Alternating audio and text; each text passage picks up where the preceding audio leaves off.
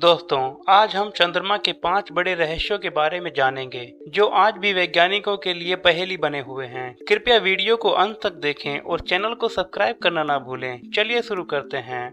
Number 1, चंद्रमा कैसे बना और यह पृथ्वी से कैसे संबंधित है। स्पेस वैज्ञानिक कहते हैं कि यह क्वेश्चन वास्तव में बहुत महत्वपूर्ण है। आप चंद्रमा रहस्य को थोड़ा सुलझाने के लिए अपोलो 11 को धन्यवाद दे सकते हैं। अपोलो मिशन में एस्ट्रोनॉट्स कुछ चंद्रमा की चट्टानों के टुकड़ों को वापस लाए और उन पर रिसर्च शुरू की। वे जानना चाहते थे कि चंद्रमा कैसे बना और कैसे विकसित हुआ। वैज्ञानिकों ने इस रिसर्च को सबसे मजबूत मून मॉडल बनाने के लिए इस्तेमाल किया और कहा कि चंद्रमा एक मैग्मा महासागर के रूप में शुरू हुआ, पिघले हुए लावा की एक विशाल बॉल पृथ्वी की परिक्रमा करता हुआ।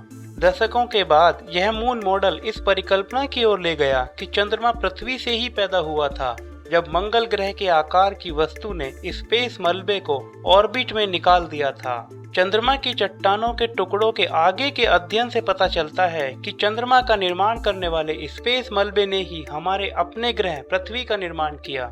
यह चंद्रमा की उत्पत्ति के लिए एक परिकल्पना है, लेकिन यह किसी भी तरह से सही नहीं है।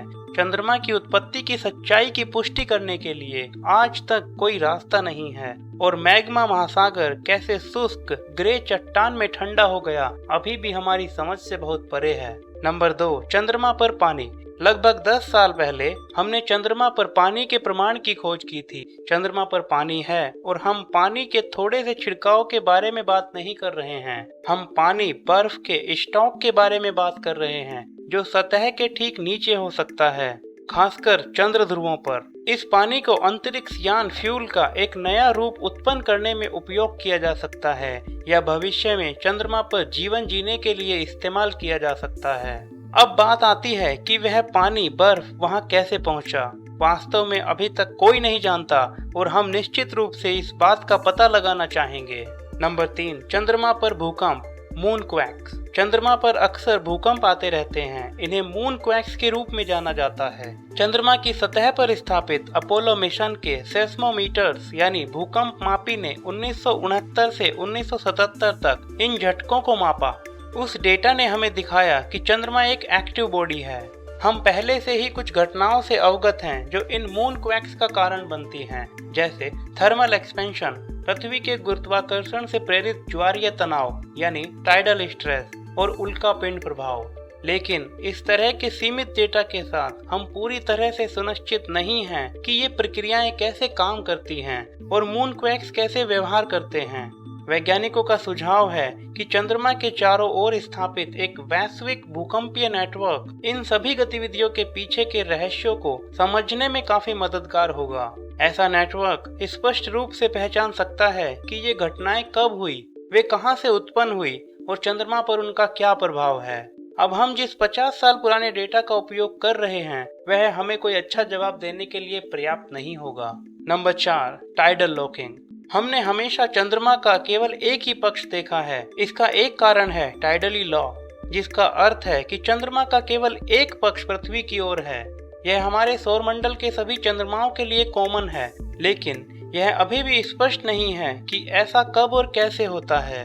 वैज्ञानिकों के अनुसार टाइडल लॉकिंग का यह रहस्य चंद्रमा की उत्पत्ति के सवाल पर वापस आ सकता है कि प्रारंभिक चंद्र इतिहास में क्या हो रहा था। यह 4 अरब साल की पहेली का एक और टुकड़ा है। यह रहस्य केवल चंद्रमा के लिए ही नहीं है। अगर हम अपने सौरमंडल के बाहर और अधिक ग्रहों और चंद्रमाओं को खोजना जारी रखते हैं तो यह पता लगाना महत्वपूर्ण है कि किस प्रकार के फैक्टर टाइडल लॉकिंग जैसी फीचर को इनिशिएट करते हैं और यह तय करते हैं कि संभावित रूप से रहने योग्य दुनिया वास्तव में जीवन के लिए अच्छी है या नहीं। नंबर 5, चंद्रमा पर ज्वालामुखी यानी वोल्केनोज।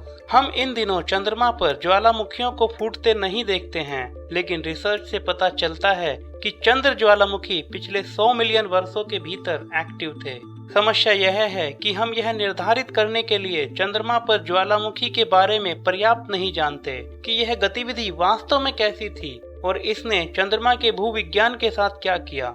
विभिन्न चंद्र चट्टानों का ऑब्जर्वेशन इस इतिहास को समझने के विभिन्न प्रयासों को महत्व देता है। कुछ सरफेसेस दूसरों की तुलना में छोटी लगती हैं और हम नहीं जानते कि ऐसा क्यों है। इसके लिए हमें ताजा चंद्र नमूनों की आवश्यकता है। वैज्ञानिकों का सुझाव है कि यदि हम यह प्रेडिक्शन करने में सक्षम हैं कि मून सरफेस की वास्तव में कितनी एज है, तो हम उस ज्ञान का उपयोग यह अनुमान लगाने के लिए कर सकते हैं कि बुध ग्रह से लेकर MU-69 तक अन्य खगोलीय पिंडों की सरफेस कितनी पुरानी है। यह हमें सौर मंडल के इतिहास की बेहतर समझ दे सकता है। वास्तव में चंद्रमा के बारे में हम जो कुछ भी जानते हैं, उसकी उत्पत्ति को उजागर करने की विशाल छलांग की ओर यह एक छोटा सा कदम है। अब मैं इस वीडियो को समाप्त करता हूँ। मुझे उम्मीद है कि आपको वीडियो पसंद आया होगा। कृपया चैनल को सब्सक्राइब करना ना भूलें। Thank you.